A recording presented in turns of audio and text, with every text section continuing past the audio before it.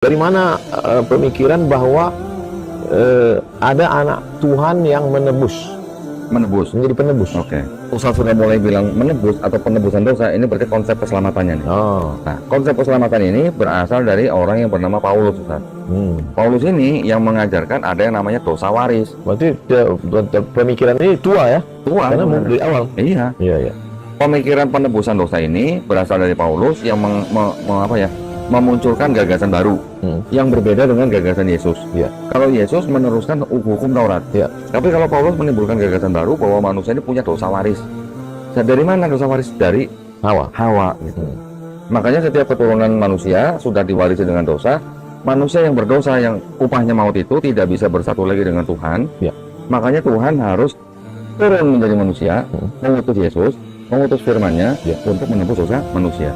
Jadi gimana dengan manusia yang lahir sebelum anak Tuhan? Ya, nanti mereka akan punya akidah baru lagi bahwa Yesus matinya itu menebus dosa semua manusia. Oh, yang sebelum juga? Kalau yang sebelum, dirapel, yang mati. Semuanya begitu, dirapel. Iya. Cuman gini, Ustaz. Nah, ini sekarang saya sedang menulis buku baru nih, Ustaz ya. Di dalam 4 gospel, diceritakan bahwa ada ayat yang berbunyi begini, Yohanes 3:16. Karena begitu besar kasih Allah kepada dunia ini, maka dikaruniakanlah anak yang tunggal, supaya barang siapa percaya kepada anaknya ini akan memperoleh hidup yang kekal. Ini ada ayat begini. Terus kemudian diceritakan lagi bahwa Yesus setelah dia ditangkap, itu ditangkap karena muridnya yang bernama Yudas Iskariot berkhianat. Tetapi sebelum Yudas berkhianat, Yudas dibisiki oleh iblis. Ada ayatnya, Ustaz. Jadi iblis membisiki Yudas, Yudas menyerahkan Yesus ke imam Yahudi, imam Yahudi menyerahkan Yesus ke gubernur Pontius Pilatus. Baru setelah ada proses nego dengan imam Yahudi, akhirnya Pontius Pilatus bersedia menyalibkan Yesus. Yang menyalibkan Yesus tentara Romawi.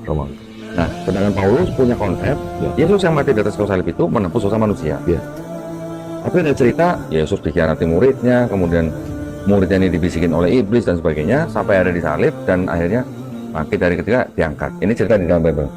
Pertanyaan kita kan bisa begini, berarti kalau begitu yang menginginkan Yesus mati di atas kayu salib untuk menebus dosa manusia ini siapa? Apakah tentara Romawi yang nyalib Yesus?